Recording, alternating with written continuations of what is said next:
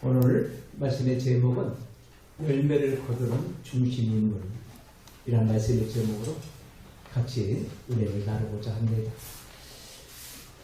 먼저 같이 훈독해 보겠습니다. 시작. 많은 지도자들, 특히 양심적인 숙학들이 행복한 이상세계를 실현하려고 노력하여 왔음에도 불구하고 날이 갈수록 불안과 고뇌의 위기가 가중되고 있는 이유는 무엇입니까? 그 근본은 인간의 정신적 고갈, 도덕적, 영적 위기에서 빚어졌다고 보아야 하겠습니다.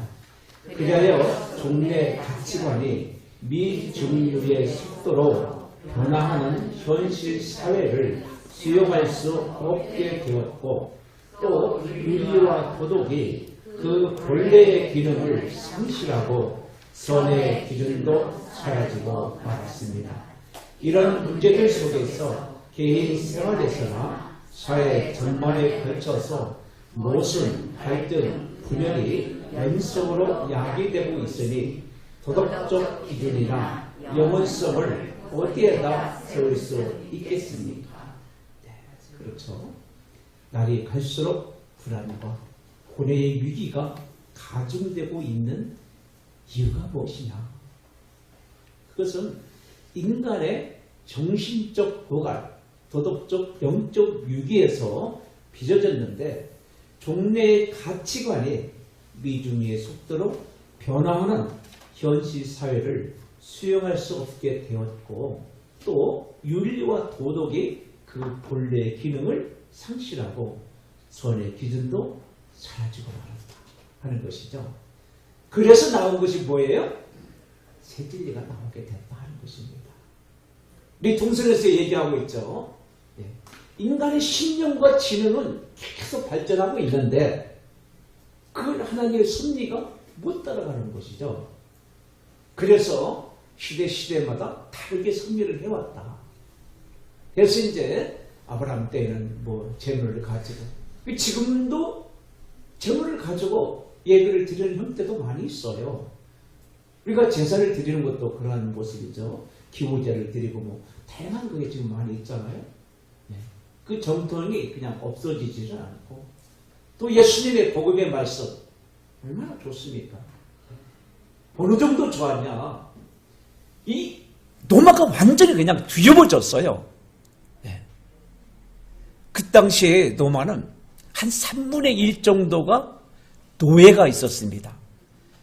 시민들 한 3분의 1이 노예예요. 노예는 철저하게 주인한테 복종을 해야 되죠. 그런데 기독교 예수님의 말씀은 모두가 형제 자매다. 인간은 평등하다. 이게 완전히 뒤집어졌죠. 완전히 세상이. 그러니까 박해가 들을 수밖에 없게 되는 거죠. 기독군들이 그것을 기독권을 유지하기 위해서. 그러나 결국 노마는 무너졌잖아요. 기독교 문화가 전 세계를 이렇게 움직이고 있잖아요. 그런데 그게 2000년 동안 기독교 문화권을 형성해 왔어요. 그러나 지금은 이제 너무나 다릅니다. 개인주의가 팽배하고 거기에 문화 자체가 부도덕으로 많이 흘러가 있고 공산주의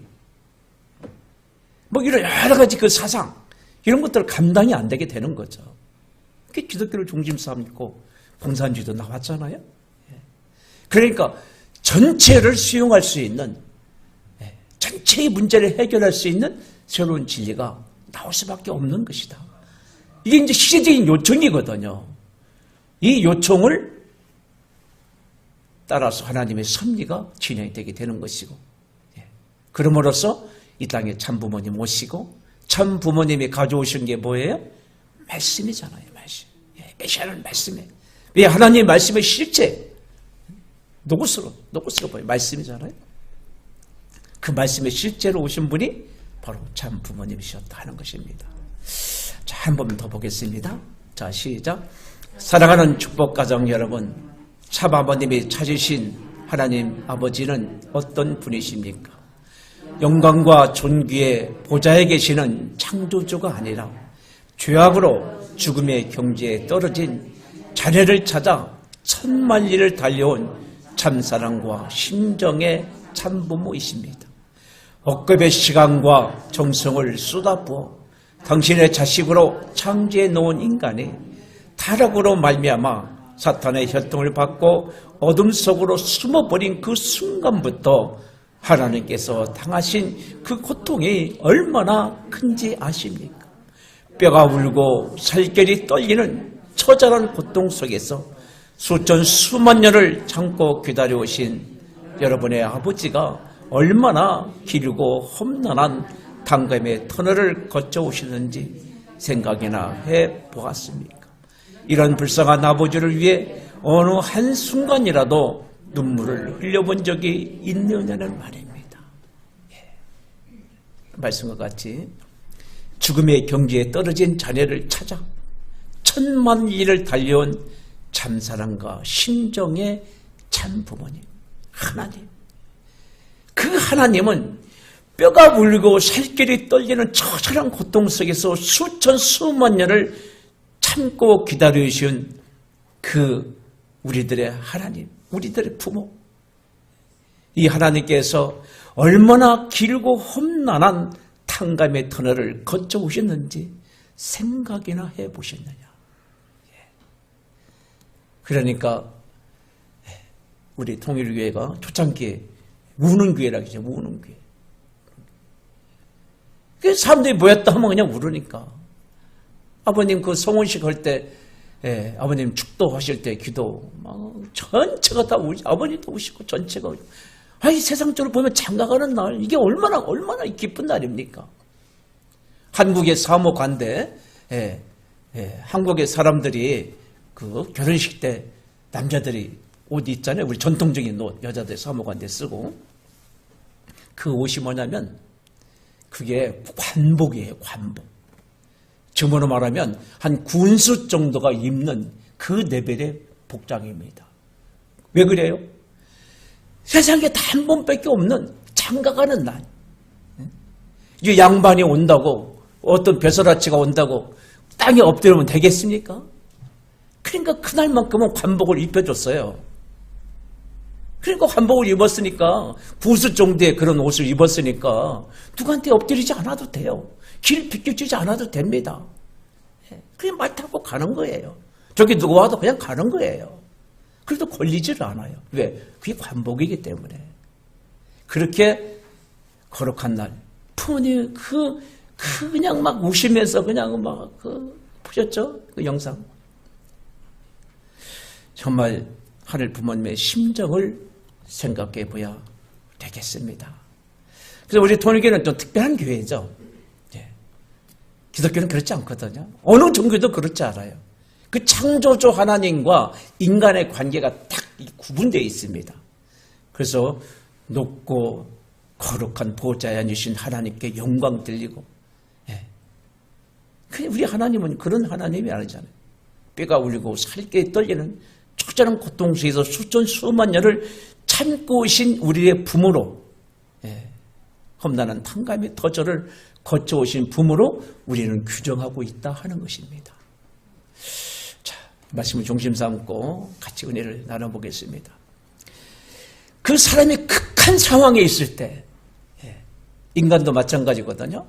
하늘 앞에 충신이냐 충신이 아니냐 하는 것은 극한 상황에 들어가 봐야 돼요. 그래서 우리 선배 가정들 처음에 그 증언이라는 책을 썼습니다. 근데 거기에 많은 분들은 아니지만 여러 사람들이 사이로 나갔죠. 또 현진 형집적으로 빠졌죠.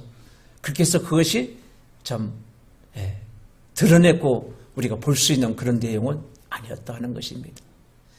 그래서 이 극한 상황 속에 들어가 봐야 인간의 본질을 알게 되거든요. 인간의 본질을. 그래서 옛날부터 말이 있습니다.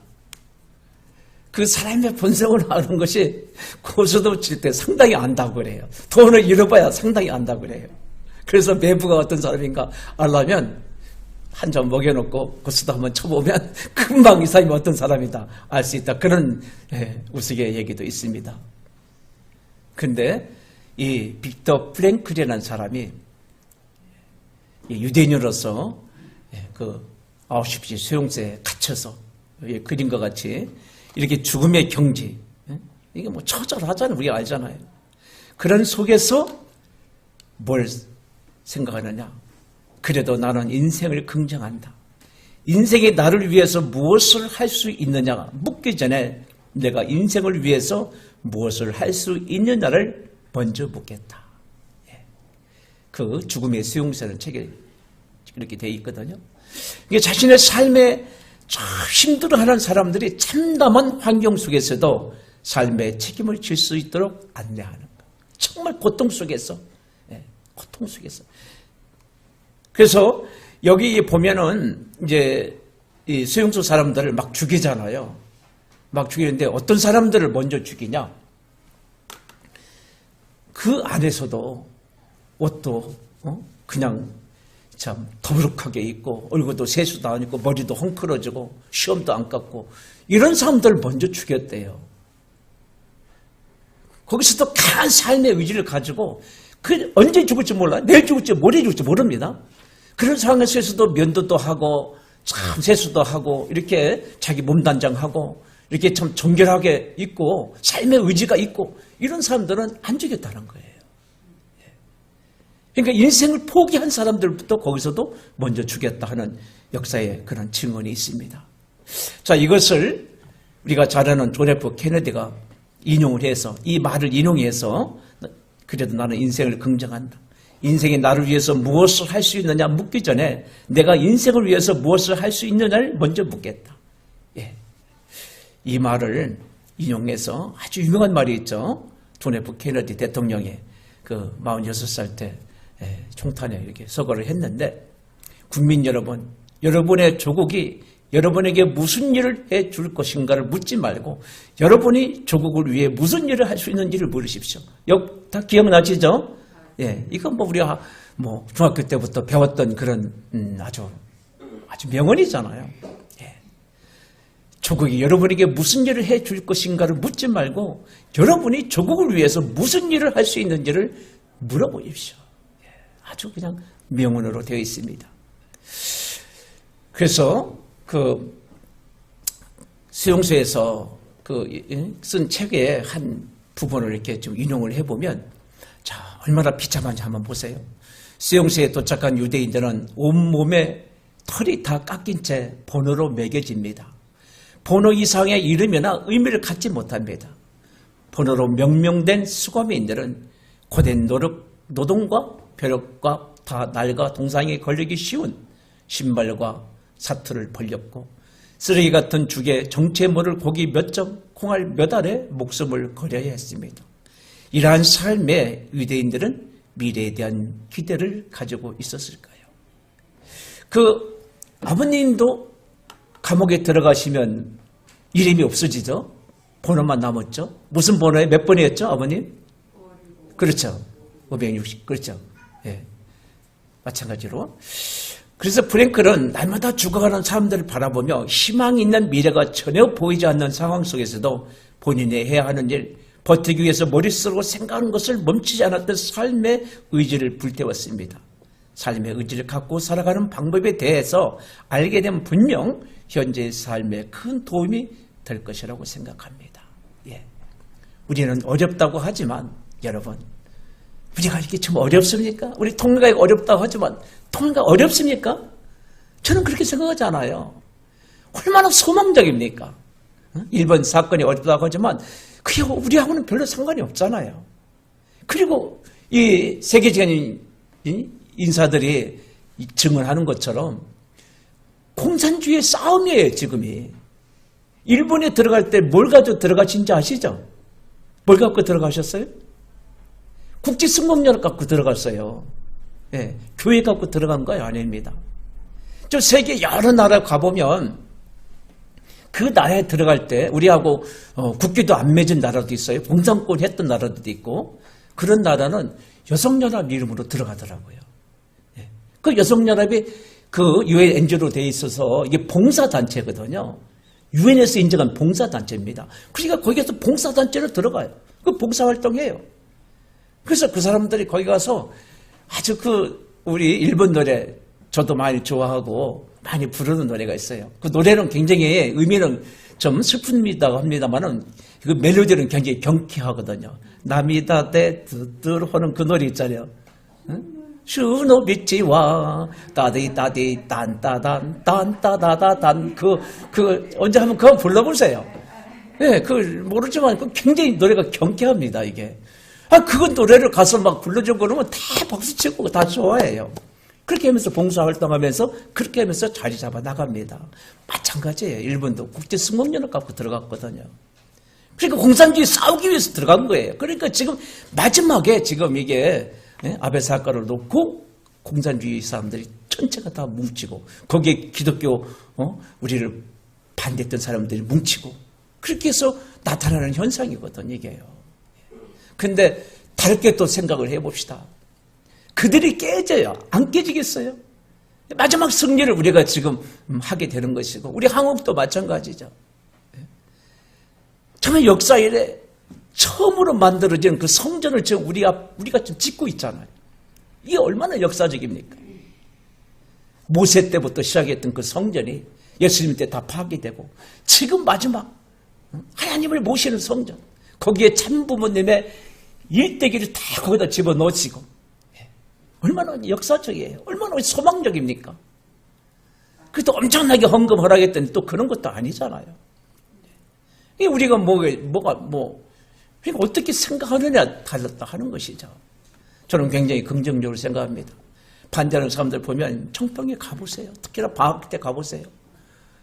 또랗고 검고 하얗고 하는 사람들이 세계 사람들이 까무잡잡한 사람들이 또 오고 그 젊은 애들이 막 2세들이 막 몇백 명씩 와가지고 박수치고 그런 거 보면 정말 소망이 있구나 우리에게. 할렐루야. 네, 어떻게 생각하느냐에 달려 있습니다. 우리 소망이 있습니다. 부모님의 삶 속에서 가장 힘들었던 그러면서도 아버님의 인간성, 아버님의 메시아성을 가장 잘 알 수 있는 것이 이 흥남 감옥이라고 저는 생각을 합니다. 다른 것도 많이 있죠. 그러나 극한 상황 속에서 아버님이 어떻게 해 오셨는가 하는 것을 한번 잠깐 생각해 보죠. 흥남 감옥에서 비료를 가만히 넣는 작업에 동원되어 일할 때 같이 한번 훈독합시다. 처음부터 시작. 흥남 감옥에서 비료를 가만히 넣는 작업에 동원되어 일할 때 밥이 배급되면 배가 고프기 때문에 밥그릇을 받자마자 무의식적으로 밥을 입속으로 털어넣습니다. 자기 밥을 우물거리면서 두 눈은 다른 사람들의 밥그릇에 고정됩니다. 배식이 끝나기도 전에 다 먹어버립니다. 자기가 먹었다는 것을 잊어버리고 다른 사람이 밥그릇을 받는 것을 보고는 자기 밥그릇이 비어있음을 알게 됩니다.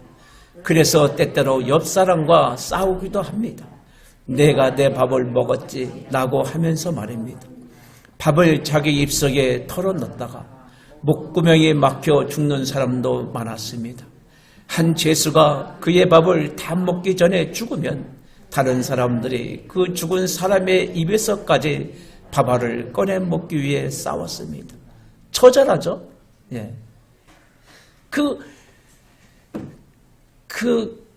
아우슈비츠 수용소 못지 않아요, 여기가. 예. 그런 처절함 속에서 부모님은 어떻게 하셨냐 하는 거죠. 4시 반에 기상하셔서 2시간 동안 몸수색하시고 4km 공장 이동하셔서 오전 9시부터 오후 5시까지 노동하시고 또 4km 숙소로 이동하시고 2시간 동안 몸수색하시고 또 숙소에 도착하셔서 이제 주무시는 그런 하루 일과죠. 거기 처절하죠. 이 삶 자체가. 그래서 노동량은 10인 1조로 하루에 암모니아 비료를 40kg씩 1300포대를 담고 운반하는 거. 식사량은 하루 작은 밥 공기 2그릇, 국은 무청이든 소금물. 기가 막히죠. 예. 생활은 그런 가운데서도 모범적인 생활로 모범 노동자상을 3번이나 수상을 하셨고, 예. 섭리적으로 바라보시면 그런 상황 속에서 죽음의 십자가 상에서 승리하여 예수님이 잃어버린 12명의 제자를 찾아 세우시고 제일인 메시아로서 예수님의 노정을 탕감복게 하셨다. 이때만 해도 하나님이 정권 시대가 아니잖아요. 그러면서 어떻게 해요? 하나 주고 하나 뺏어오는 섭리할 수밖에 없거든요. 그러니까 감옥에서 12제자 찾았기 때문에, 죽음의 경지에서 찾았기 때문에 거기서 무슨 말씀을 전할 수가 있습니까? 그냥 아버님의 그 인격과 그 생활의 그 모습을 바라보고 감동이 되어서 제자가 되는 것이죠. 그렇기 때문에 와서 12가정씩 36가정을 세워도 사탄이가 장수할 수가 없는, 그렇게 함으로써 이미 토대가 형성이 되니까 다시 72가정, 120가정 이렇게 쭉 나갈 수가 있잖아요. 그러니까 아버님이 얼마나 위대하신 분인가 하는 것을 다시 한번 생각해 보게 됩니다. 그래서 오늘 이 시간 내가 누구를 보내며 누가 우리를 위해서 갈까? 내가 누구를 보낼까? 그때에 뭐라고요? 내가 여기 있나이다. 나를 보내소서. 충신과 역정은 마지막 상황에서 안다고 그랬죠. 진짜 효자가 누군가? 마지막 극한 상황에서 알 수가 있습니다. 이 어려운 시기라고 그러면 이 시기에 내가 누구를 세워서 일을 할꼬? 하늘이 물으신다면 내가 여기 있나이다. 나를 보내소서. 일찍이 이사야 선지자 그 당시 했던 내용이죠. 내가 여기 있나이다. 따라서 해보세요. 내가 여기 있나이다. 나를 보내소서. 내가 여기 있나이다. 전성기에 보면 이런 것이 나옵니다. 하나님의 명령을 하려면 여러분은 여러분의 단 하나의 목숨을 바칠 수 있습니까? 한번 생각해 보세요. 하나님이 명령을 하면 여러분의 단 하나의 목숨을 바칠 수 있습니까? 우리는 그렇게 하겠다고 출발을 했거든요. 네, 했습니다. 그러나 많이 퇴색됐잖아요. 정말 이 시간 하늘이 여러분들의 그렇게 명령을 하시면 나는 그렇게 할 수 있는 우리가 되어야 되겠습니다. 정말 하늘은 이 시간 내가 너를 믿노라, 내가 너를 의지하며 이 일을 하겠노라 하는 하늘의 음성을 듣는 참된 자녀가 되시기를 축원합니다. 여러분 그렇게 하셨습니다. 그래서 오늘날 여기까지 오셨습니다. 그럼으로써 오늘날 이 자리에 앉아 계십니다. 얼마나 많은 사람들이 우리 이천 가정교회에도 얼마나 많은 축복 가정들이 있습니까? 그들에게 물어보면 왜 교회 안 나오세요? 물어보면 다양한 이야기가 있어요. 그 말이 하나하나 틀린 것은 아닙니다. 그럼에도 불구하고 여러분들은 다 이기고 이 자리에 오셔서 내가 너를 믿노라, 내가 너를 의지하며 이 일을 하겠노라고 하늘의 음성을 듣고 계시는 것입니다. 정말 무한한 하늘의 축복이 함께 하시기를 축원합니다. 그래서 우리는 플랭크니 얘기한 대로 성숙한 참 부모님의 아들, 딸입니다. 이제 우리는 협회와 교회가 우리에게 무슨 일을 해줄 것인지를 묻지 말고 내가 협회와 교회를 위해서 무슨 일을 할 수 있느냐고 물으시는 정말 중심 인물들이 되어야 되겠습니다. 할렐루야. 협회가 우리에게 무슨 일을 할 수 있는가를 묻지 말고 내가 무슨 일을 해야 되겠습니까? 하고 물으시는 그런 중심 인물들, 그런 역사적인 인물이 되어야 되겠습니다. 지금 코로나 시기죠. 코로나 시기에 위기는 기회다라는 오래된 말이 있습니다. 위기라는 말은 기존 질서가 도전을 받아 해체될 위험에 빠졌고 이제 새로운 질서가 형성된다는 의미이기도 합니다. 코로나로 모든 것이 변화되어 가고 위기가 닥쳤는데도 과거 질서에 매달려 변화를 거부하는 이들은 낙오할 것이고 재빨리 새로운 질서를 파악해 이를 선제적으로 대응하는 자는 생존하고 번창할 것이다 하는 것이죠. 세계 제1의 미래학자 제이슨 생크가 한 말이죠. 네, 그렇습니다. 저는 오늘 기성교회, 기독교가 엄청나게 무너지고 있어요.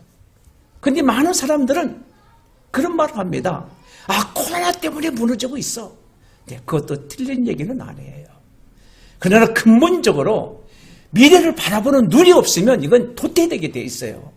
기성교도 마찬가지. 우리 교회도 마찬가지. 이번에 2박 3일 교육 받았잖아요. 그 핵심이 뭐냐? 변화의 변화. 어떻게 변화되느냐? 예배 혁신, 목회 혁신, 교회 환경 혁신. 어떤 혁신에 우리가 적응하지 못하면 도태될 수밖에 없다는 것입니다. 이것을 우리는 생각하지 않을 수가 없습니다. 그러면 어떻게 돼? 도태돼도 완전히 없어지는 그러잖아요. 준비된 곳으로 몰리게 돼 있어요. 예. 우리가 기독교가 무너진다는 것은 수없이 교회가 지금 무너지고 있거든요. 전세 교회들 사람들이 안 나오니까 헌금 안 하니까 전세금 그거 월세로 바뀌어주고 또 그 월세도 못 내니까 문 닫고 엄청나게 많이 지금 나와 있어요. 기독교 신문 보면은 교인이 몇 명이고 이거 얼마인데 이거 얼마에 내놓겠다고 그런 거 엄청나게 많습니다. 그것은 다른 말로 말해서 우리가 준비하면 그들을 어떻게 할 수 있다고요? 까눌 수가 있다 하는 거예요. 위기가 기가 된다는 거예요. 그래서 지금 협회에서도 얼마나 지금 고심하고 있는지 몰라요. 그 가운데 하나가 예배 혁신 가운데 안식일 예배, 그 다음에 아침 훈독회 이렇게 딱 규정해서 지금 예배를 드리라고 하고 있잖아요. 그래서 코로나19 이후의 세계, 석각도는 어떻게 볼 것이냐? 폭풍은 지나갑니다. 여러분 마스크 쓰고 계시지만 이제 마스크 벗을 날도 있어요. 인류는 살아남겠지만 우리는 전혀 다른 세상에 살게 됩니다. 그 다른 세상이 어떤 세상이냐? 준비된 곳으로 몰리고 준비된 사람들이 끌어가는 세계가 된다 하는 것입니다. 할렐루야. 네, 우리 의식이 바꿔져야 돼요. 우리 변화에 수용해야 됩니다. 한꺼번에 세상이 변하는 것이 아니에요. 길이 닦여가지고 강물과 같이 흐르는 거예요. 강물이 흐르게 될 때 위에서 물이 자꾸 많아지게 된다면 가는 자연이 넓어지게 되는 겁니다. 예. 정말 우리는 세계를 준비해야 됩니다. 우리 교육 가보면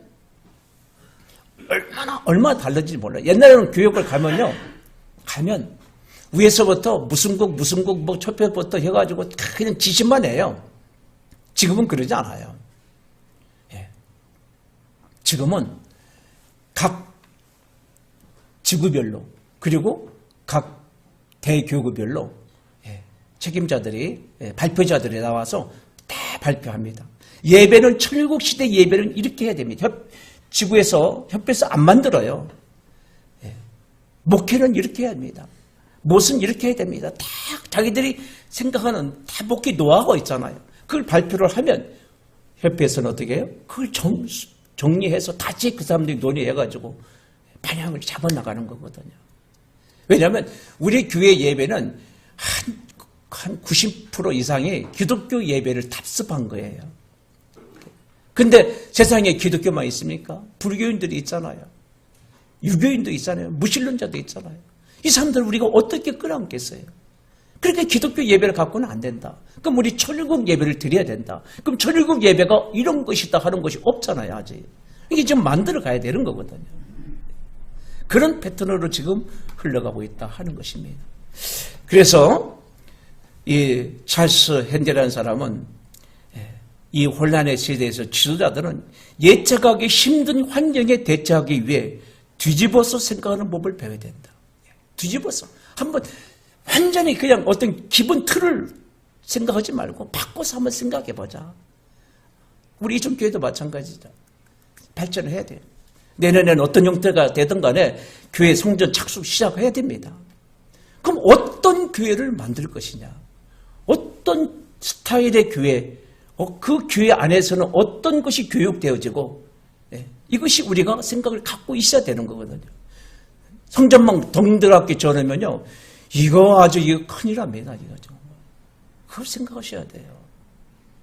성전 전도타고 안 나온 사람들 나오나요? 그러지 않아요. 그래서 새로운 기술과 지식, 유연한 사고와 창의적 발상으로 언제든 능숙하게 대응해야 된다. 대응해야 된다는 것이죠. 그래서 이 심각하고 귀한 시대를 맞아 여러분의 삶에도 이젠 혁명적이고 천주적인 변화가 와야 된다고 아버님은 말씀을 하고 계십니다. 자, 그렇다 그러면 우리는 어떤 스타일로 바꿔져야 되느냐 한번 생각해 봐야 되잖아요. 우리 통일가 작게 그냥 통일가를 생각하지 말고 우리 작게 우리 이촌교회만 생각해 봅시다. 어떤 형태로 교회가 발전해야 돼? 이것은 이렇게 하지 않으면 그 교회는 도태된다, 그 종교는 도태된다 그 말이거든요. 다른 말로 말하면 어떻게 해야 되느냐? 이것은 우리보다 더 전문적으로 학자들이 아주 연구를 많이 해놨어요. 그러니까 아까 제가 말씀드린 대로 코로나가 하나의 결정적인 계기가 됐지만 그 계기가 되기 전에 이미 준비한 교회는 성장을 하고 준비하지 않는 교회는 도태가 된다는 것이 코로나로 나타나게 됐다는 거예요. 그래서 우리 10년 후의 모습을 한번 10가지를 우리가 한번 이 사람의 얘기, 제 얘기가 아니고 전문 교회 성장학자가 그래서 첫째는 복음 공부와 복음 전도에 전념하는 교회, 전도를 위한 전도 활동을 하고 원리교육과 말씀이 있는 교회가 되어야 됩니다. 일단 식구들이 전도를 해야 되겠다 하는 생각을 가졌을 때 교회가 활발해요. 우리 이천교회도 마찬가지예요. 이천교회도 전국의 영순으로 교회를 지으려면 어떻게 하면 되겠어요? 전도단이 구성되면 돼요.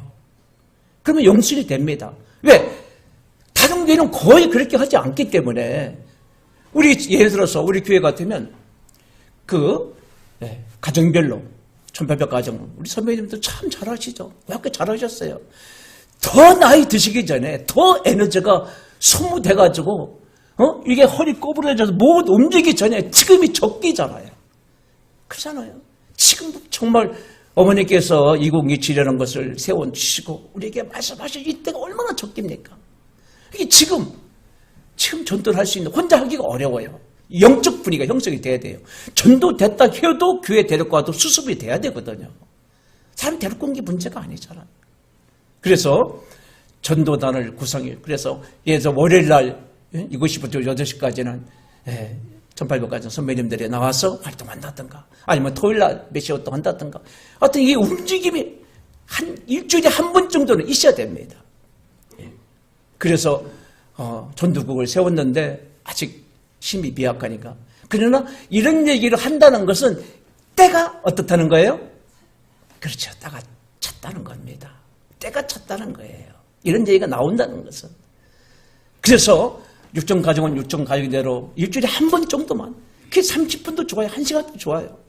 전도를 하기 위해서 기도하고 그리고 이 전단지를 돌려보고 아니면 누구를 만나고 아니면 누구를 데리고 와보고 이런 분위기가 형성돼. 아래까지 우리까지 할 거 없이.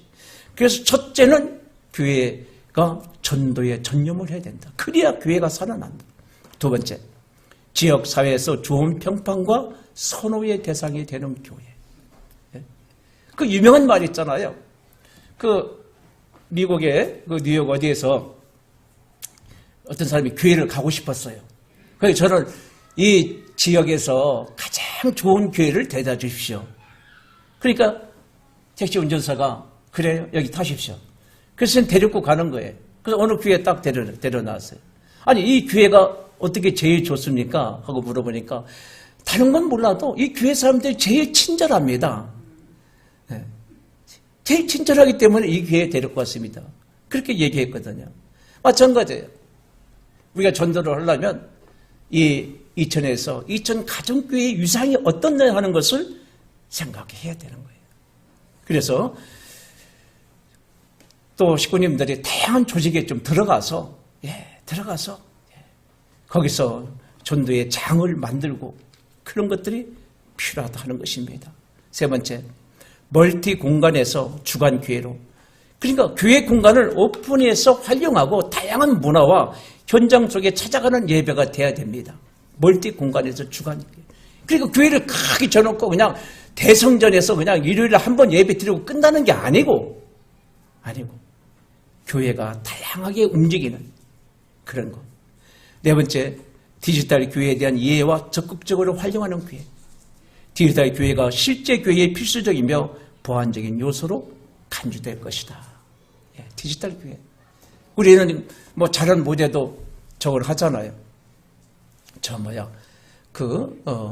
이게 넣고 지금 유튜브로 방영하잖아요. 그런데 여기 여기 카메라가 한 대 더 있어야 돼요. 그래서 이 카메라를 가지고 두 사람이 여기 딱 있어가지고 예배 드리는 장면의 모습도 한번 비춰주고, 예? 저부터 끝까지 저만 계속 나오고 있잖아요. 예? 이게 식구들은 이게 좀 그런 거예요. 식상한 거예요. 좀 조시는 우리 권사님도 좀 얼마나 피곤하시겠어요. 그 모습도 잠깐 한번 비춰드리고, 예? 이렇게 다양한 우리들의 모습, 이게 우리들의 모습이죠. 이게 한 대만 더 있으면 되거든요. 그렇게 해가지고 다양하게 이게 표정도 좀 잡아주고 그걸 간간하게 집어넣어주고 그렇게 해야 되거든요. 그래도 우리는 이 유튜브 방송을 하고 있는데 유튜브 방송 굉장히 어려워요. 이게 안 없어집니다. 그래서 6일날 했던 것은 한 350명 이상 봤거든요. 성가대 하는 거 안 없어져요. 계속 10년이 가도 그냥 있습니다. 열심히 좀 잘하고 계세요. 잘하고 계시는데 이게 안 없어진다니까, 문제는. 보통 사람들은 잘 모르는데 전문가들은 알거든요. 딱 들으면 뭐 이렇게 4부로 돼 있는지 2부로 돼 있는지 어디에 소리가 입에서 목에서 나오는 소리인지 배에서 나오는 소리인지 다 합니다. 전문가들은. 그래서 연습도 많이 하셔야 되고요. 설교도 이게 다 나머지니까 얼마나 힘들어요. 이게. 아무튼 디지털 교회에 대한 이해와 적극적으로 활용을 해야 됩니다. 우리 젊은 애들은 우리 어른들은 쉬면은 가만히 누워 쉬죠. 애들은 쉴 때 뭐 하고 쉬어요? 애들은 게임하고 쉽니다. 게임하고 쉬어요. 전부 근본적으로 달라요. 우리가 생각할 때는 게임하면 저 머리 아플 텐데 그거 저 쉬는 게 아닌데. 예, 젊은이는 다릅니다. 그 문화가 정말 다르거든요. 예배 전통을 존중하고 창의적인 예배를 드리는 교회. 교회의 구성원들은 변화와 싸우기보다 변화를 수용할 것이다. 예배 혁신. 정말 협회에서 지금 예배 혁신이 어떻게 드리는 것이 천일국의 예배냐. 근데 제가 바라볼 때는 천일국의 예배의 가장 기본 배타는 축제 예배가 돼야 된다. 이렇게 생각합니다. 좀 즐거워야 돼. 재밌어야 돼요. 네. 그래서 이 목사님이 막 계속 설교만 하는 게 아니고, 네. 목사님 설교 준비하는데 일주일 내내 여기만 생각해. 네. 이게 사는 게 자체가 어떤 뭐가 없어요. 이렇게 왜 막 진념을 해야 되니까. 그래서 설교를 쓴다고 안 하고 설교를 짓는다고 그러거든요.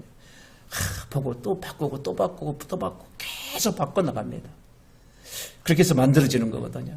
그래서 식구님들이 가족 찬양도 하고, 성가대 얼마나 좋습니까? 애들 데리고 나와서 노래도 하고, 아니면 한 주일 살았던 그런 이야기를 우리가 내가 우리 아들을 이렇게 해서 지금 이렇게 했는데 이번에 저 수능 봤는데 점수를 아주 잘 받아가지고 어떻게, 그럼 우리들의 얘기를 그냥 듣는, 그것도 예배잖아요.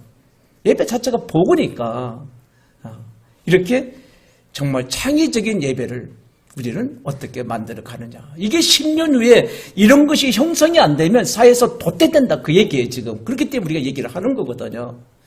자, 6번째. 의미 있고 유익하고 재미있는 작은 모임이 많은 교회. 대예배 모임보다 재미있는 유익한 동호회 모임 같은 작은 모임. 일요일날 예배 이렇게 제가 설교하지 말고 일요일날 이렇게 군데군데 이렇게 모여서 같이 이야기하면서 이것도 예배가 되잖아요. 그죠? 꼭 목사님 설교만 하라는 법이 어디 있습니까? 다른 때는 모이기 힘드니까 좀 착 그래가지고 대화하면서 우리 이야기하는 예배. 그게 또 예배잖아요. 맞아, 목사님 축도 한번 하면 끝나는 것이고요. 이렇게 뭔가 좀 재미있고 창의적이고 이런 예배가 형성이 돼야 된다 하는 거예요. 어떤 변화를 우리가 좀 수용해보자 하는 거죠. 네트워크 연결이 잘 되어 소통이 활성화된 교회. 지금 옛날에는 둘이 만나서만 소통으로 생각했어요. 지금은 소통이라는 것이 얼마나 많습니까? 카톡도 소통이 있고요. 다양한 소통이 있잖아요.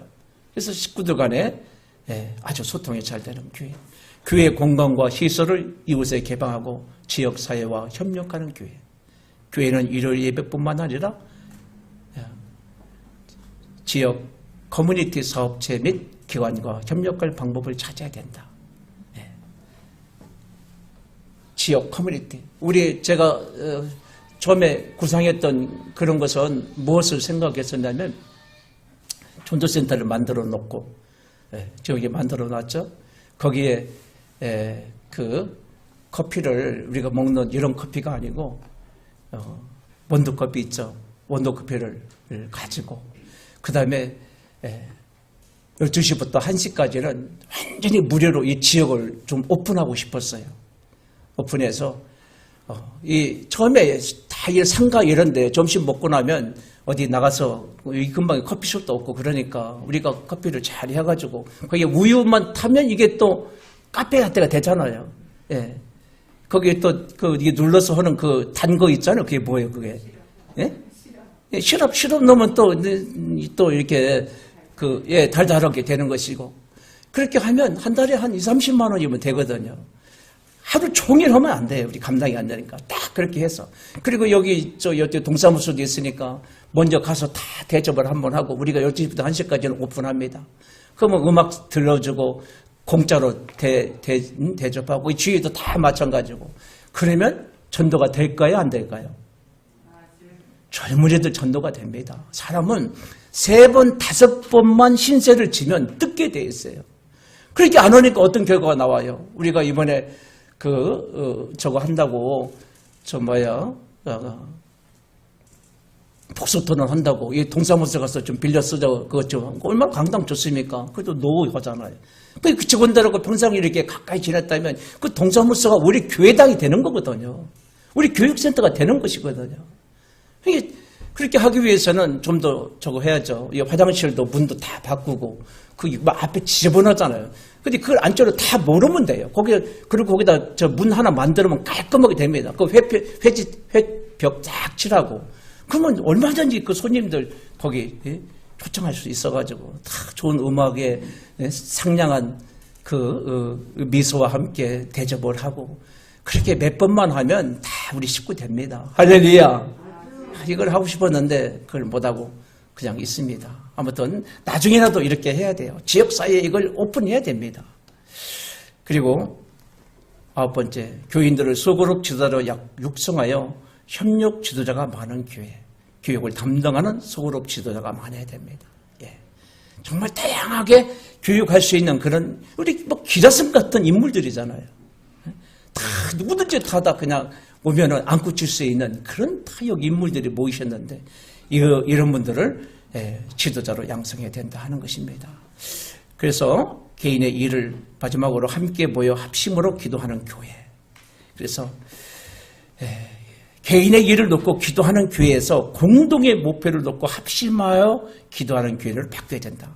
한 사람의 기도는 꿈이지만 우리의 기도는 다 함께 성취해야 할 뭐가 되죠? 비전 2027. 예. 할렐루야. 그렇다는 것입니다. 마지막으로 시간이 많이 가니까요. 천보순회는 목회자 특별 집회에서 하셨던 말씀을 같이 훈독하면서 마치기로 하겠습니다. 자, 시작.